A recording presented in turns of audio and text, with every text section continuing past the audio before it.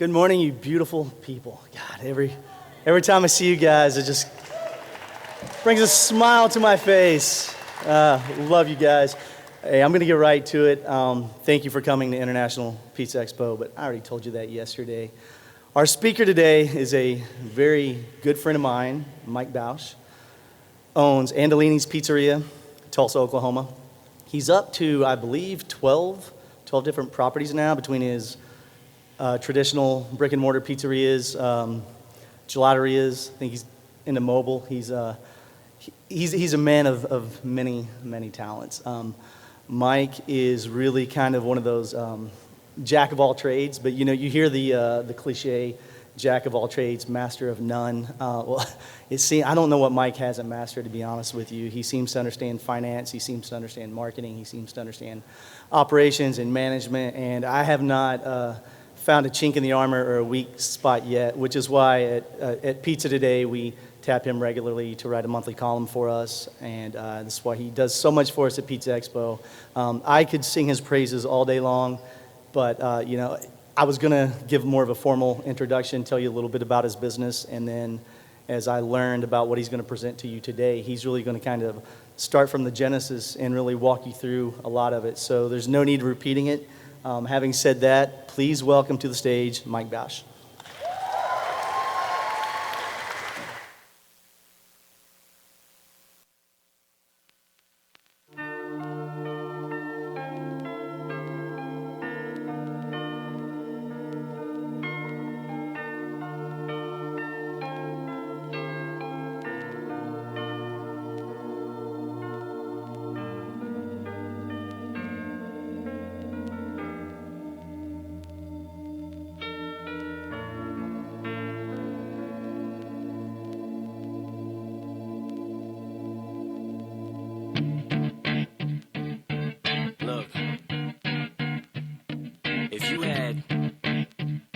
Shot, one opportunity to seize everything you ever wanted in one moment. Did you capture it? Just let it slip. Yo, his poems. I don't think we got 8 Mile money, boss. What do you mean? That song's crazy expensive, boss. Marshall don't play. What about something like that? Yeah, we can't use that, boss. Okay. Well, I've always liked this song. We don't have 8 Mile money, and you think we got Beatles money, boss? Well, crap. I just want a motivational song about pursuing your goals, taking every opportunity, and breaking all the rules. I mean, is that so much to ask? I got the perfect song, and we can afford it.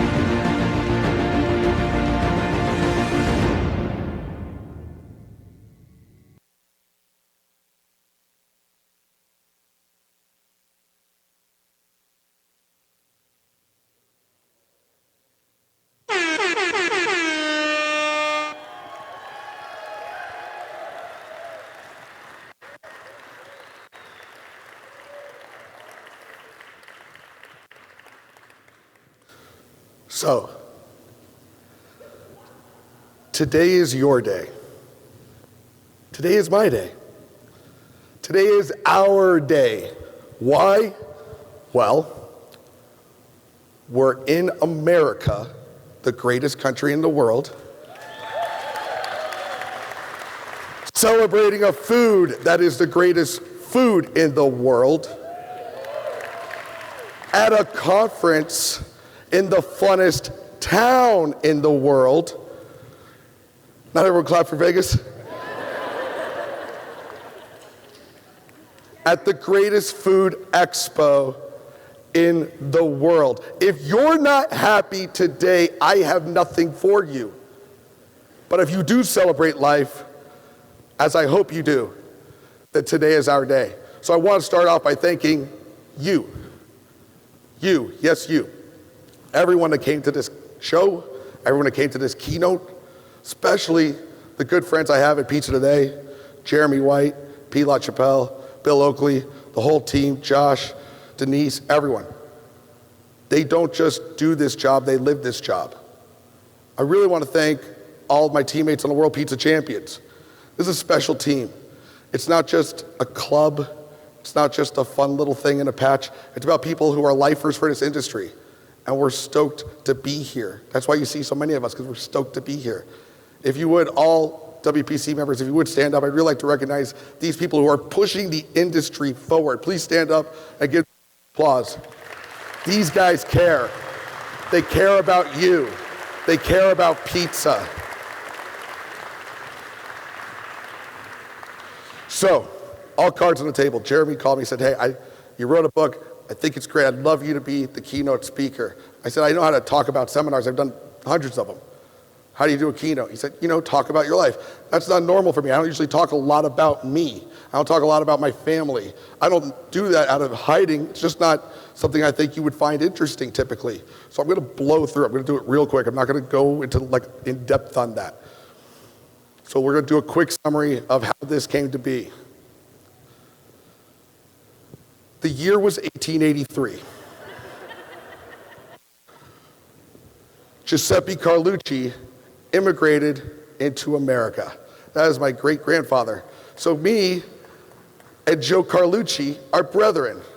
Is Joe here?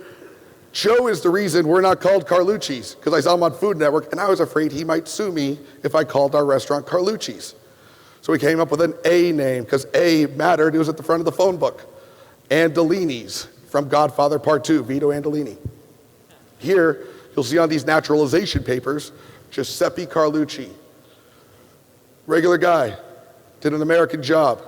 When they asked him his former nationality, he wrote King of Italy. I think that's great, King of Italy.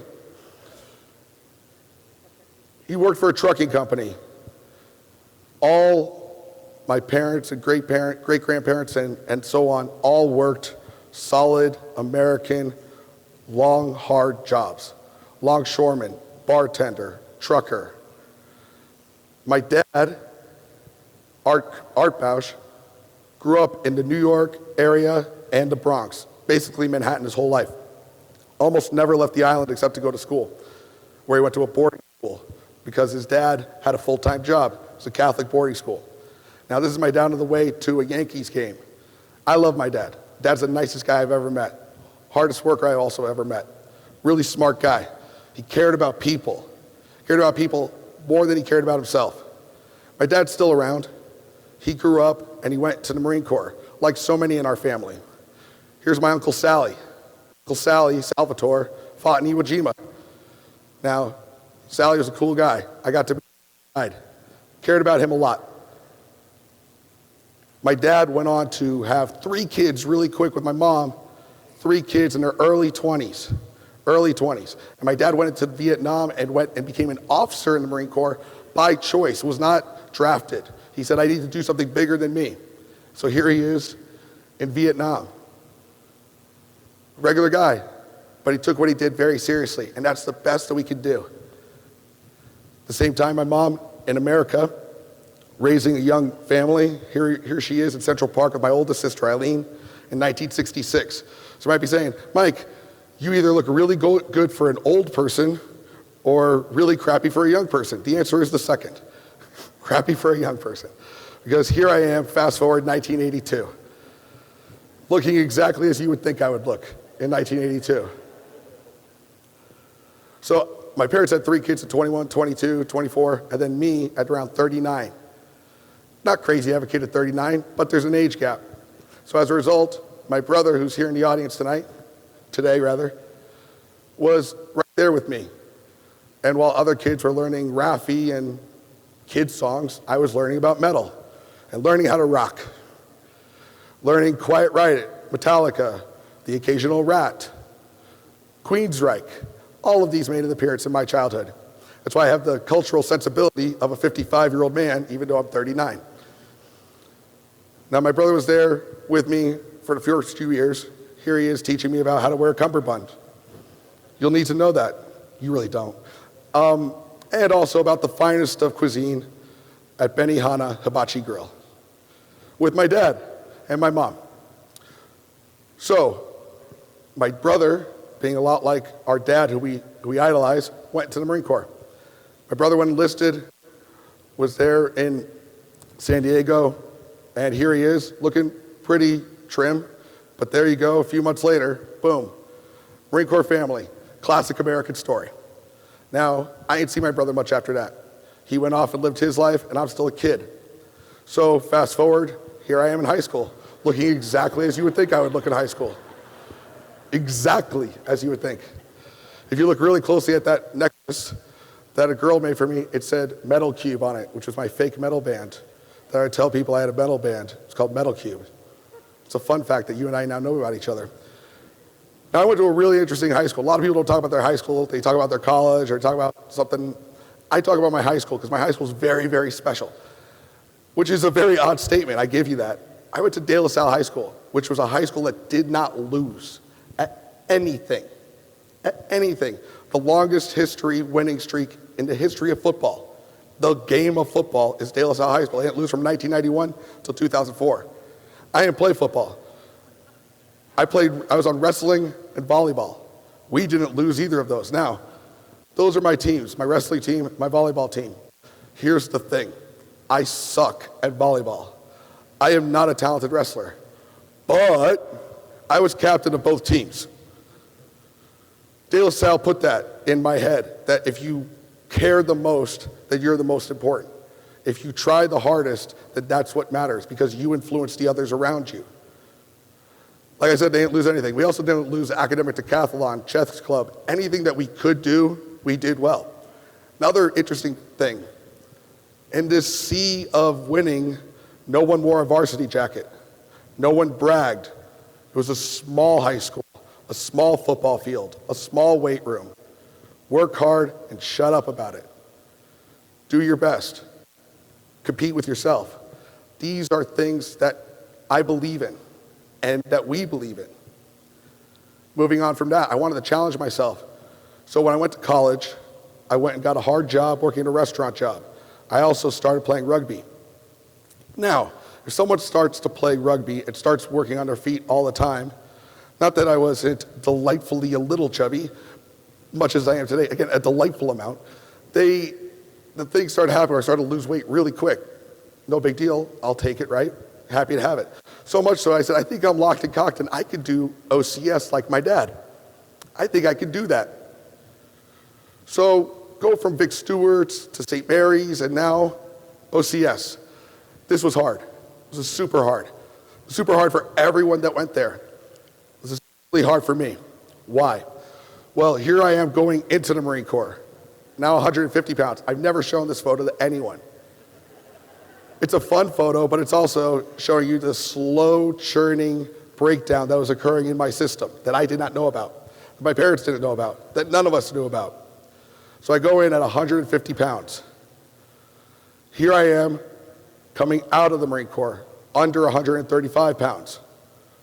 What I didn't know was occurring was this brutal, brutal disease known as diabetes. Not diabetes, but diabetes. That's type 2. I'm like, I don't have diabetes. I'm not Wilford Brimley. They're like, yeah, you do. You have type 1. Juvenile. Like, that's for 6-year-olds. I'm 20. Yeah, it can happen still. Well, crap. How did that get by everyone? Well, I had done OCS as a type 1 juvenile diabetic. That would be the transition point in my life that would take everything into a vastly different space. As a result of that, I couldn't go back to finish OCS. OCS happens in summers, and then you go on to become an officer as opposed to enlisted where you sign up and that's it. OCS is a weeding out program for leaders. You can get kicked out at any moment. So OCS and becoming a JAG lawyer was done for me, but I still wanted to go to law school. What else am I going to do? I had pursued it up to this point. So I worked really hard, did the LSATs, and got accepted to law school at Golden Gate University. And I went to law school for 90 minutes. For 90 solid ass minutes, I went to law school. And I said, this ain't for me. These people seem horrible. And these people are not happy. And I don't want to drop another 100K to get someone coffee in San Francisco by the time I'm 40. That's not what I'm supposed to be doing. Interesting thing happened at that same time. My brother, who became 15 years older than me, out of the Marine Corps, built a family, built a life, worked from Alamo Rent-A-Car as a rental agent to becoming the vice president of the company. Vice president of the company of Alamo Rent-A-Car. He's in Fort Lauderdale, their base of operations. They say, we're going to transfer to Tulsa, Oklahoma. So he says, hey, Mikey, there's like a line of people outside of Chili's in Owasso, Oklahoma. Shout out to you chili heads. I know a few of you are in here. You're way too prideful of that. Way too prideful. There's a line of people outside of Chili's in Owasso. Now, why would that happen? Well, not only did Alamo Rent-A-Car get transferred to Tulsa, Owasso being a suburb, but also National Rent-A-Car, Verizon Wireless, Capital One, Honeywell, 10,000 people descending upon this small-ass little town. He says there's a lot of opportunity here. Let's take this bonus I'm getting for moving to this town and just do a restaurant, do a family thing, have fun with it. So I said, okay, great, I'll come check it out. Where'd you say? It's Tucson? You want to go to Tucson? No, it's not Tucson. It's Tacoma. You said Tacoma, right? That's not Tacoma. Tulsa. The town I call home. Been there 17 years. I love this town. I am this town. This is our new town. I'm the adopted son. Jim's the adopted son of this town. If you haven't been, it's America. It's America City. It's fantastic. It is what Austin could be without traffic or pretentiousness. It's that. Now, I love Austin, but again, you know I'm right. So, with that said, here I am in this cool-ass town of Tulsa. And what are we going to do? Well, let's open a restaurant. What restaurant? I mean, Pizzas, we both have worked at pizza places at some point in our lives. Let's do that. Not a lot of thought, but I didn't drive halfway across America and give up law school to suck at something. So we got a restaurant, used to be an ice cream shop, built it from nothing, built it ourselves, painted it ourselves, built it ourselves. A story much like many of you in this room. You understand the story more than anyone else I'll ever tell it to. With that said, there was nothing about this that was going to be half-assed. This was going to be full-ass. All of the ass was going to go into this. A full-ass experience. That's not to say there would not be some dumbassery at play. Here we are on the first night that we opened at Owasso. We didn't trust anyone would know what Andolini's is, so we named it Andolini's Pizzeria, an Italian restaurant. That's okay. Here's the dumbassery. We did our logo in RGB, not CMYK, and gave it to the sign people. So when they printed it, it printed as a delightful rainbow, not the Italian flag. Know this about graphic design before you start a pizzeria. That's really actually not the worst part. If you look close, it's red on the left, green on the right. Why? Well, the Italian flag, right? But here's the thing, the Italian flag is not that. That's the Mexican flag. We were wrong in 2 ways. Dumbassery. Dumbasses. Didn't know it all. We're not geniuses, we're learning as we go, but we're willing to admit that we don't know it all, and that's the genius. So, go to the Pizza Expo. No image. iPhones didn't exist yet. We were taking 1,000 photos a day. We were just downloading the information. Oh, what? This? Huh? No money. Taking the monorail to come to here. Going to every seminar. Being a sponge. These seats I sat in. All of them. And absorbed. I met a guy that I saw on Food Network. I didn't even meet him at the show. I saw him getting photos and didn't want to disturb him. I saw he was going to Italy, take a pizza course, a college-level pizza course. I said, that's interesting. I wanted to know why dough did what it did, and there weren't a lot of resources yet. YouTube hadn't been invented. Didn't know why dough blew out. Had an idea, not positive. So I saw that he was going to do a course with the people that taught him in California. I called him up. I said, hey, can I do that course? I was going to be the youngest person to go into this course. And he said, yeah, if you can make it to Manteca, California, sure, you can come and do my course. And here I am graduating with Tony Gimignani. First time I actually met him in person. Now he had taken a call from me 3 years earlier, met him in person, we got along real great. I was talking about how I was making fresh mozzarella from scratch. Jim and I started doing as much as possible from scratch years before that, even though we were just a fledgling one unit. He said, that's pretty cool. I think you should be on our pizza team. And I said, that sounds great. What does that mean? Well, you're going to compete in Italy. Okay, let's do that. That would be nice. So I got some milk from a dairy and made fresh mozzarella from milk. So I turned Claremore Dairy Farm milk into curd and turned that curd into fresh mozz. Had Oklahoma flour. Had tomatoes that we had raised in the garden, had basil that we had made in the garden, and flew it all to Italy, which is much easier to get into Italy with product than I was expecting. I thought I was going to get pulled over like a cocaine smuggler with bags of flour. Very easy to get into Italy, not the reverse. So there I am competing in Salsa Maggiore, first year competing, and I did really well. Felt a sense of honor, felt a sense of pride, and learned a lot about this industry and what I sucked at and what I could be better at, and saw a lot of other people that were way better than me, and that made me better. Made friends of the World Pizza team. World Pizza Champion team was just all about doing the best, and that was cool. But it was an interesting time. The team was all about each individual. Now, they're all great people at that time, but most of them aren't still in the industry. Not all. Some are, but in that year, 2010, it was very disconnected. So I go from that moment to Tulsa and open our second store. Jim and I got it together, and we built this location as well. That brick looks like it's been there for a decade. It has not. But here we are at our second location. It took 6 years to get there. Another one. Thank you, DJ Khaled. So we have a second location, and it hits hard. It hits great. We are thankful, because if it didn't hit great, this house of cards falls.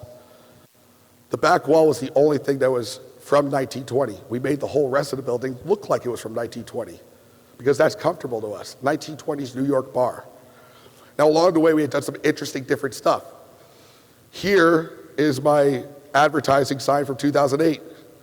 I found out that I saw all these political signs all over our town during the election, not just for presidential election, local elections.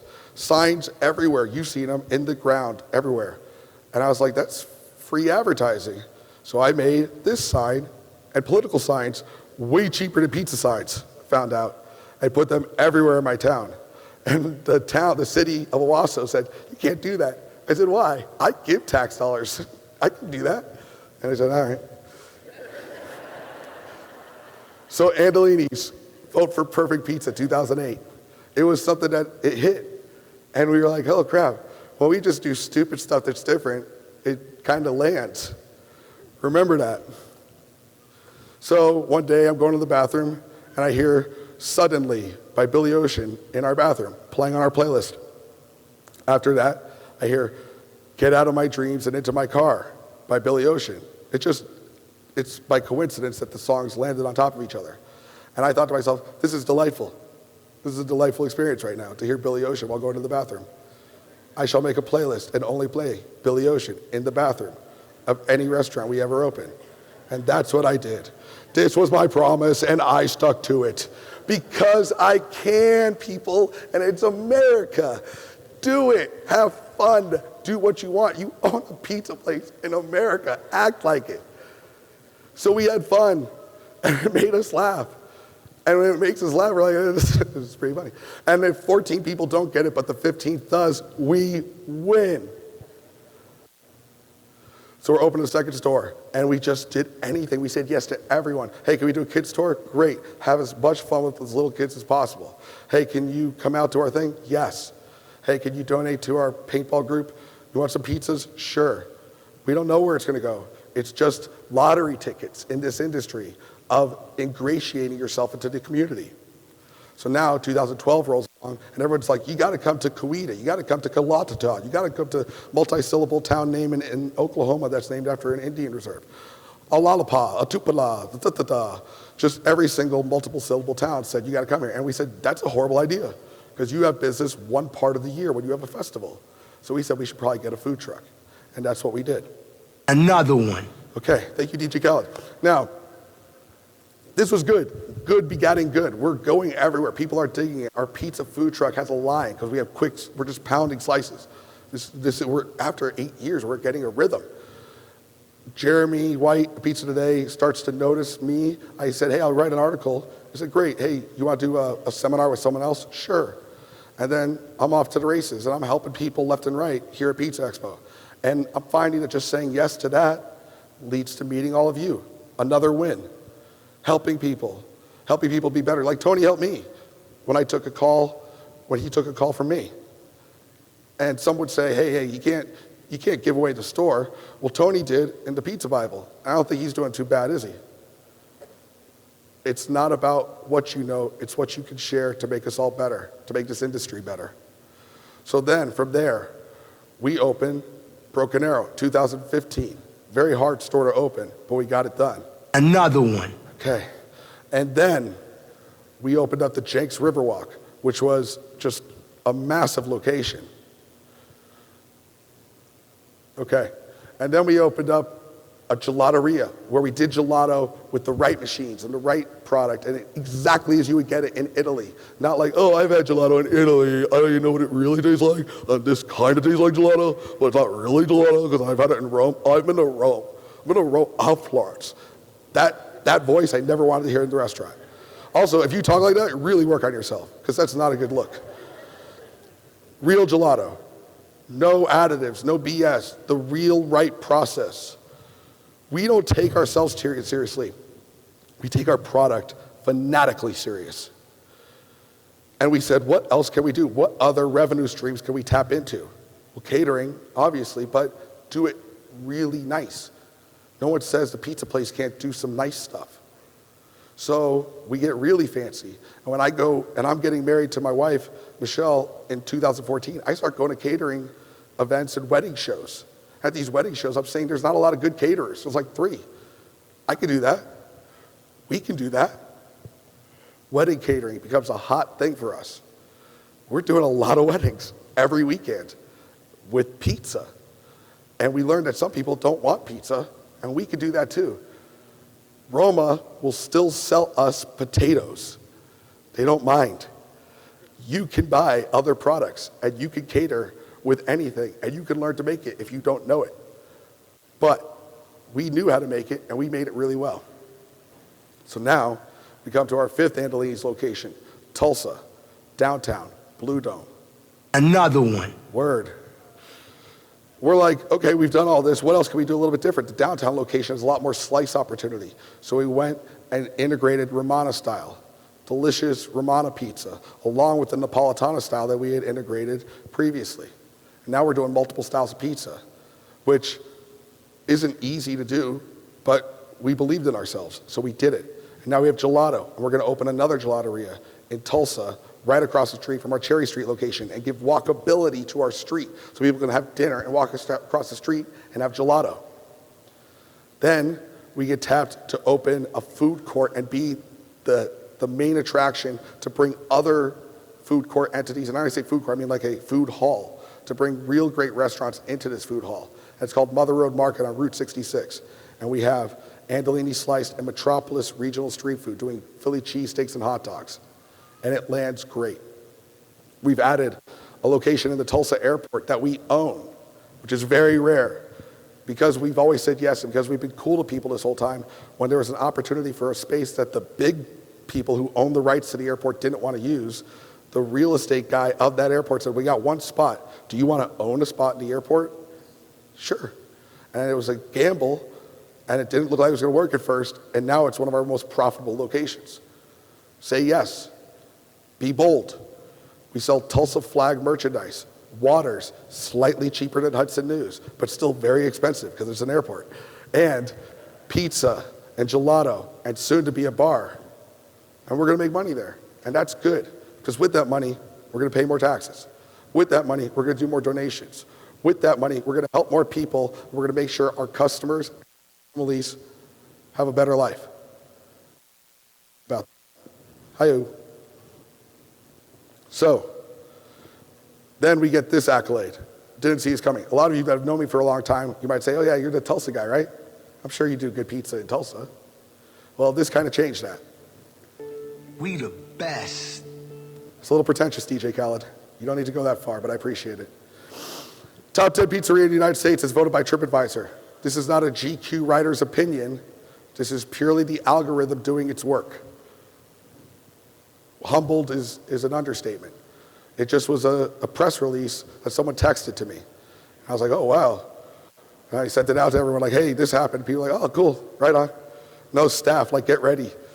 This is going to be a gnarly-ass weekend. But look at that list. That list is heavily saturated with big boys. New York, Boston, Los Angeles, and Tulsa. We came to play. We always operated like we were in these big cities, even though we're not. And I think that's the key. Don't act like you're in Knoxville or Memphis or somewhere in Idaho. Act like you are in the city, because then you don't have to worry about who's up and coming. You only have to worry about you being you and your best. Making a great experience with great pizza, not underserving toppings, pricing it right, not trying to compete in a race to the bottom.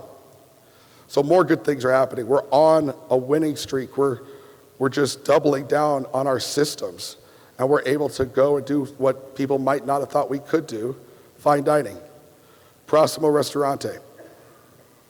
Prossimo Ristorante was named the finest and best restaurant in Tulsa of 2019. It's with food like this. Less air horns, but food like this, yes. Another one. Technically, yes. So we have Prossimo Ristorante. And we didn't advertise that it was the pizza guy's thing. To the general public, they didn't know it was us, because we didn't want people to think, oh, you guys are going to do like, what, even fancier pizza? No one knew. And when they did put it together, like, oh, wow, really? Ah, that's pretty impressive. Exactly. How do we do that? We do that by always being able to move, always being able to spin on a dime and pivot when things aren't going right. We opened with a fun, kooky logo. The guy in the top left, with thankfully is a modification of clip art that is still open source, or we would have been sued. Modified that to what you see at the bottom, into vector art. And then when we opened up Andolini's on Cherry Street, something happened. I saw a woman in a cocktail dress with a man dressed like me in a suit and jacket walk into our pizzeria while I'm throwing dough. My assumption is they're lost. And I realized they came here to eat. We built this place too nice. This place is nice. I was like, well, we should run with that. We could probably make more money if the place is like perceived as nice. We got to change the logo. And that's what we did, and made it more about our earnest knowledge and respect of this business, to make it look like a 1920s Italian immigrant coming to America, like Vito Andolini. Now before that, I said we had done fun, kooky stuff to get ahead. When we did stuff that was endearing and us, it landed.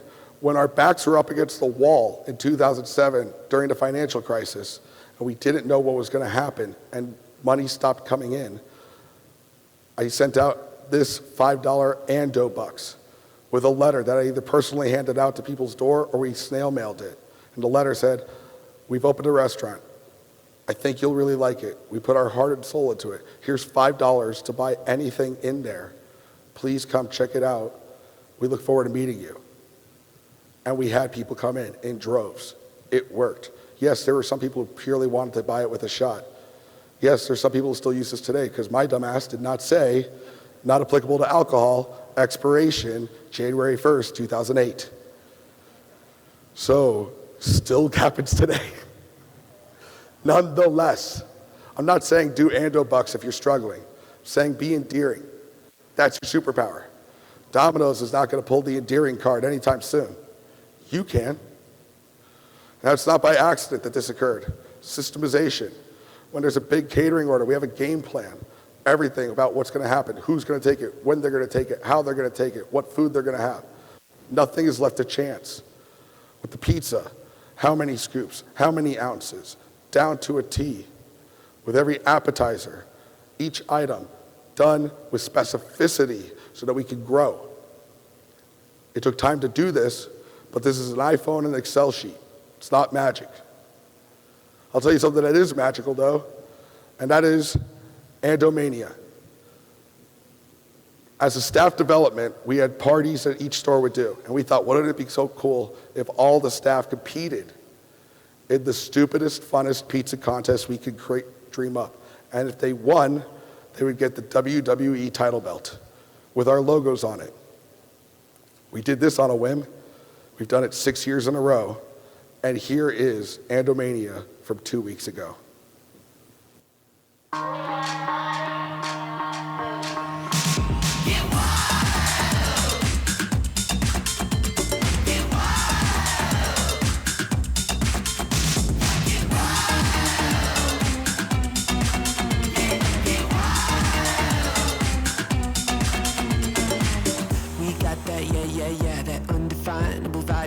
Our mood, alright, let's cue these lights. You can watch, but don't look right at it. Can we kick it in up, but that's what I'm gonna do. Hit me up if you can handle what we're vibing to. Don't in the corner, think you might have had enough. Bring the energy and I can bring the kill through. We light the night on fire, so we can feel at home. We like it dangerous, but that's just how we roll. Get wild.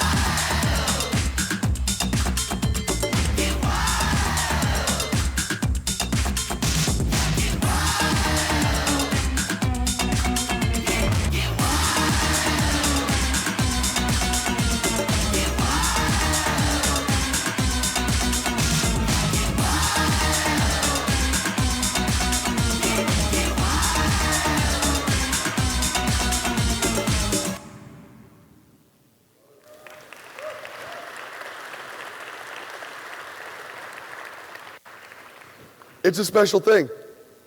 It's not rocket science. Have fun, dig your staff, have fun, take what you do seriously, but don't take yourself seriously. It's worked out pretty well. You can all do this. If you're not, again, it's your invitation. It's America. We won the wars. Which wars? All of them is the correct answer. And this is your gift. This is your responsibility. It's to have fun. Because someone else isn't, and they wish they could. They wish they were you. So if you're not having fun, you're not only letting them down and your staff down, you're letting yourself down. I should be a JAG lawyer in San Francisco. I'm not a golf guy, but it's like I hit off the tee, and that bastard just sliced. It sliced hard. And here's the thing. It landed on the green of the other fairway. But I'm going to play that hole. And that is what has occurred. I'm very thankful for my life. I have a beautiful wife. I have an incredible son. Henry just turned 4. I met her because of diabetes, because of Andolini's. I have a son who is hilarious, who is the light of my life because of Andolini's, because of pizza, because of diabetes, really. Because my pancreas doesn't say deuces to me in 2002. None of this happened. 350 people don't have jobs. All the babies that have been made because of people meeting at our place wouldn't exist. All the revenue that we've done for Tulsa wouldn't have happened because my pancreas decided to be a jerk in 2000. Again, if you want to tell God a joke, tell him your plans. Let's talk about friends. Have you met friends in the last 2 days? You should have. Did you see some old friends here? Hopefully you did. because they know what you know, that this is hard. But with people around you who get it, it's doable. So stop being an island and meet people. When I started to make friends in this industry, it really took up not only the morale, but also the knowledge base. Guys like Scott Anthony, Tony Triano, John Arena, the nicest guy in pizza, the most caring individual maybe I've ever met. These people care. They're on the World Pizza Champions team, but there's a lot of people who are just like you who aren't on any team or anyone like that yet. They're just here for the first time. If they're next to you, meet them. Get out of your shell because it's going to make your life better. I met a really special friend in Jeff Smokovich, the smile of Telluride. I told you how we were kind of disconnected in the World Pizza Champions around 2010. Well, when I went to Paris in 2012, I found a teammate in Jeff Smokovich. He cut up my stuff, I cut up his. He backed me up, I backed him up. It was good. It's what it should be to be on a team. I'm proud of that. Jeff's a great guy. I care about Jeff a lot. So much so that I make swag for him each year. Here's a business card I made for Jeff on his behalf that I passed out to everyone with his personal cell phone. At all seminars, even the seminars that he was not conducting, because that's what you do as a friend. And then I made about 7 shirts a few years back with his face on them for people to compete in case they needed it. Now, with that said, I'm very, very proud and happy to give all of you a gift today. Today, the Jeff Smokovich competition legal performance wear drops. This performance wear is competition legal. This is what you're gonna need if you wanna be your best during competition or on the floor. Whether or not you make it into a mask or a bandana, that's your choice. But with Jeff Smokovich competition legal performance apparel, you could be at your best. So be a champion like Jeff and use Jeff Smokovich competition legal performance apparel. I hope you all get some today. They're being passed out. You're welcome. Do you want this? There you go.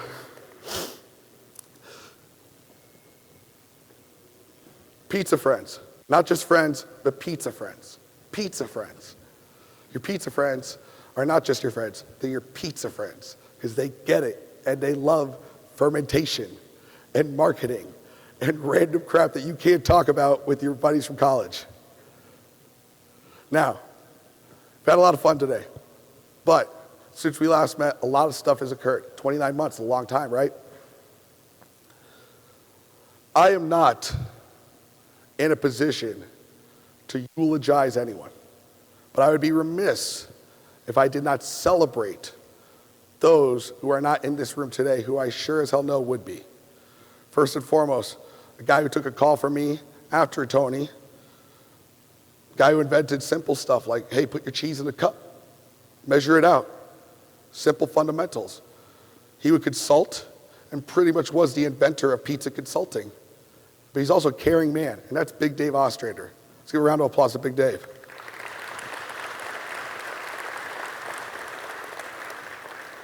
A lovely man, a lovely human who loved this industry, who loved all of you, who would always take the call. Next one hits hard, and that's Willie O. Willie and his lovely wife, Carla, I met at Salsa Maggiore. And Willie, like my dad, fought in Vietnam. And we would talk about that. And he's a caring, caring individual. Here's another thing about Willie. Willie is a master of his craft. Willie won with a gluten-free dough before there was a gluten-free competition. He opened the Pandora's box of what gluten-free could be to this industry. And as much as he is a lovely man and a great individual, he also was a trailblazer. He loved his craft, and he took it to another level.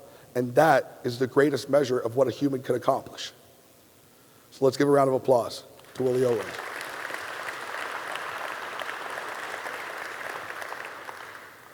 Tom Lehman, I did not know as well, but again, when I would talk about fermentation, his knowledge was insane. The guy knew everything. You couldn't stump him. I tried. He couldn't. And I thought I was like, oh, well, come on. He's like, oh, da, da, da, da. Now, he loved this room as well. He would stand outside after doing a very long seminar and take more questions and answers longer than the seminar he gave. That's about passion. That's about dedication. And that's about loving your craft. When people say, hey, if I really want to talk to someone about dough, and someone did ask that question yesterday, it was about to fly off the tongue, Tom Lehman. I was like, oh, I can't say that. Unfortunately, he passed due to COVID. He's not here. I know he would wish that he was. But knowledge and care for what you do is, again, the testament of what we do.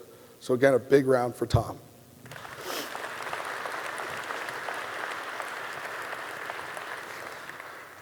Last and certainly not least, this one hits the hardest. A 44-year-old man dies of brain cancer. Doesn't know he has it the last time we're all together. Within 11 months, he's gone. He died the same day my mom had died 5 years earlier. I hate that day. I really, really do. Now, I don't have a grand reason as to why someone passes. I don't know why that occurs, and I'm not going to be able to give you a good answer. It's a tragedy. There's no other way to describe it. But this man in 44 years did more than many people double his age do. He took a fledgling concept of Detroit style, which if you were in Detroit, you knew about it, and blew it up. He won a competition in it, which in our world means a big deal, but maybe not to the rest of the world. And it wasn't BS. When his pizza during COVID got eaten nationally, he got national recognition.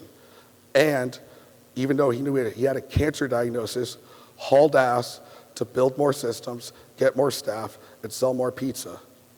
With a tube into his brain and a pizza jacket coat on, he was making pizza for the love of his craft, for the love of his family. It's a beautiful thing. It's a beautiful thing to love what you do. And Sean Randazzo was a beautiful man. Let's give a round of applause for Sean.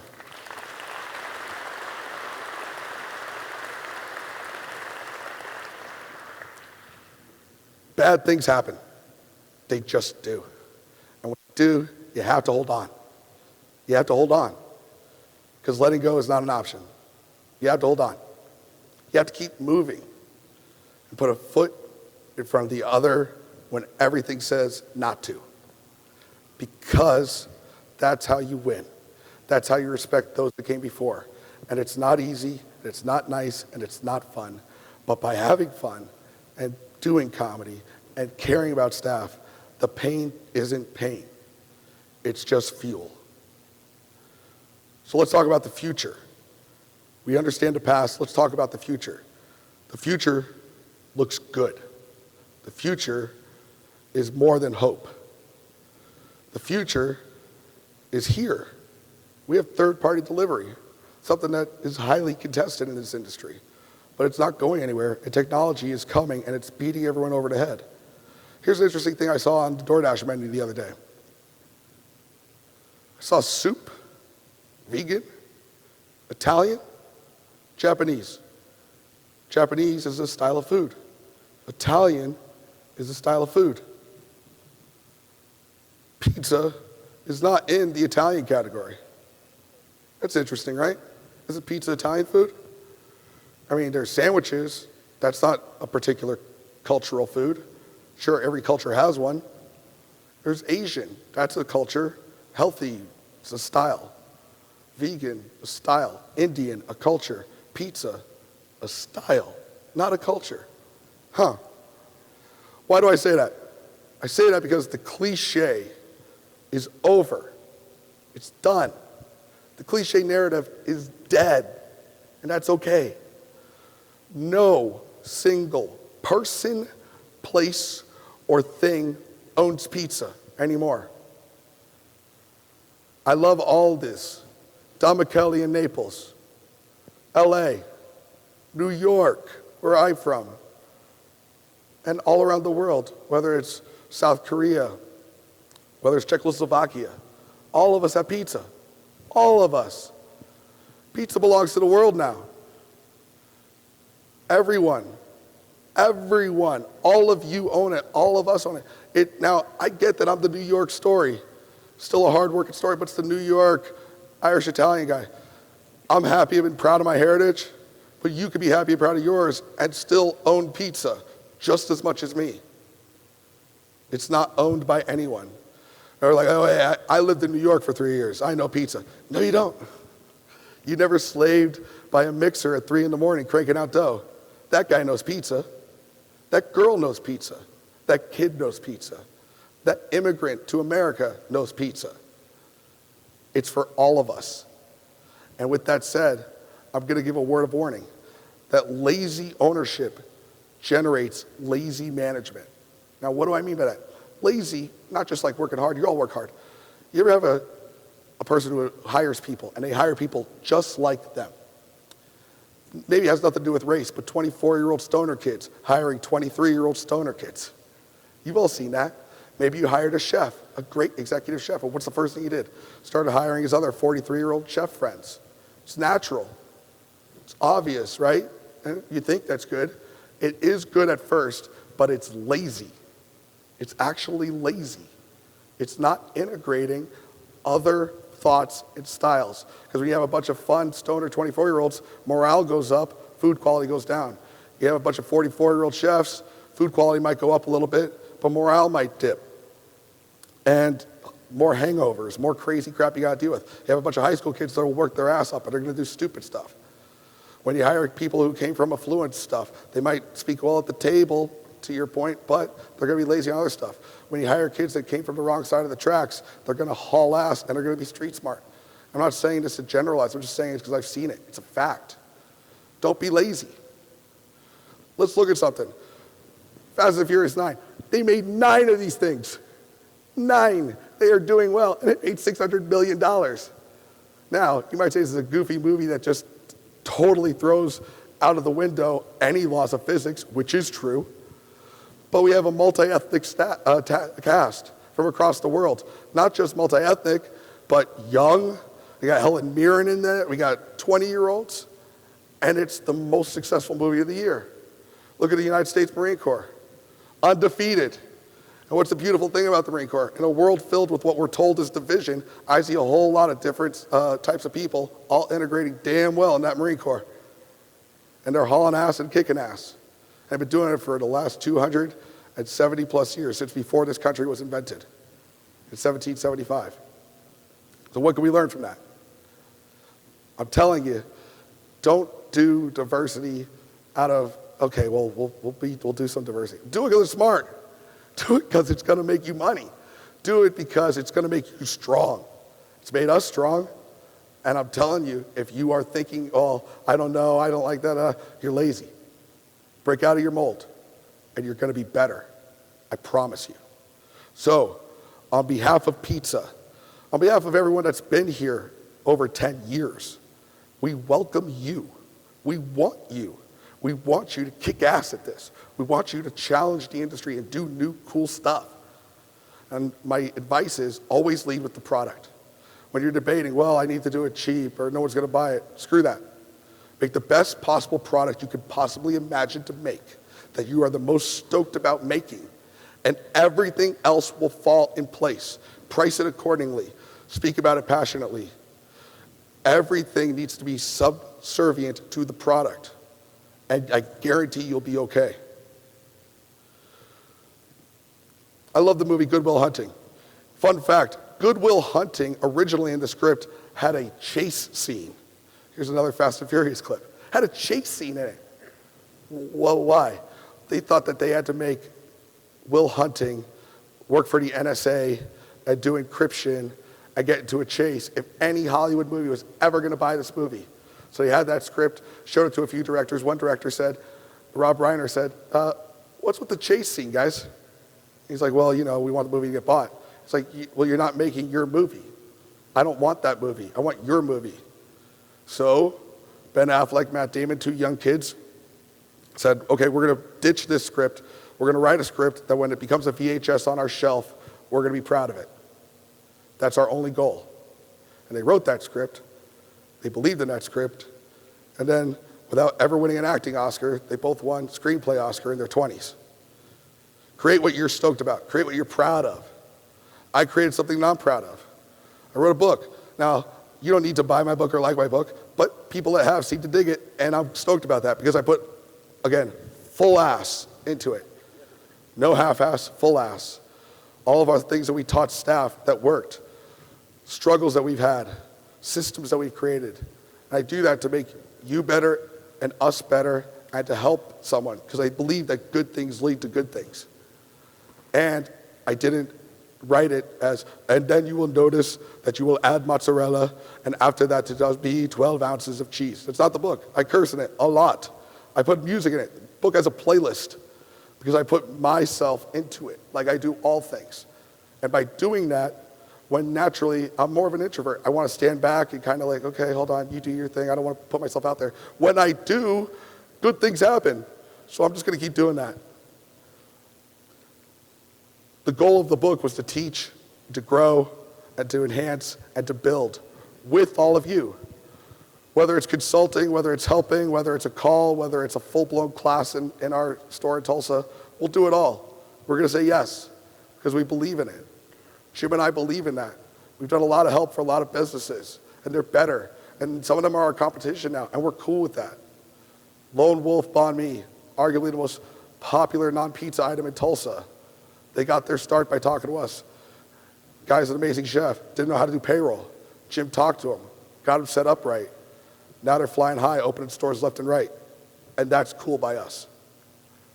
They did that by being product first. We did this by being product first. So, product first. But that's not everything. It's really about being impressive. Because if you're not impressive, by default, you're unimpressive. You ever see me do a speech, I'm going to say that. It's a hard pill to swallow, man. But when you are impressive, not just the product, but the servers care. The door handle's cool. The music's fun. The look is cool. And not cool like trendy, cool like comfortable. Like, I dig this. Okay, you guys get me. Oh, this guy, they seem like they're really into this. Oh, they didn't just buy basic-ass beers and wines. They chose stuff that they actually like, that they can speak passionately about. When we do that, it's impressive. And people, oh, you got to go there. When you're in town, you got to go there. 5-star review on TripAdvisor, on Google, on Yelp. Got to go there. And more good things happen. When you're like, hold on, this flour price, let's get a cheaper flour. Let's cut on cheese. No, do the well vodka. Just sell the well vodka. That's where everything falls apart. That's what I've seen. So, again, an invitation from me to you. Have fun. Wear your competition legal bandana. Dance. As stupid as you want. Get hammered in Vegas. Don't. It's your life. Go embrace your life. You're here in America, in Las Vegas, at a Pizza Expo. This is the greatest that it can get. This is it. You're living your life today. And don't wait to look back on it. Today is the day that you live your life. So, from me to you, I want you to know, here's my information. Scan it. Talk to me. I'm looking forward to meeting you. Looking forward to knowing you. Looking forward to seeing your story. I want your story. Not the story you believe that you're supposed to create of the false old narrative of NYC pizza with a 14-inch pep and Mamma Mia, you have to try it. Forget about it. It's dead. It's dead. Your story is the next one. Take it, live it, own it, and live your life. Thank you so much.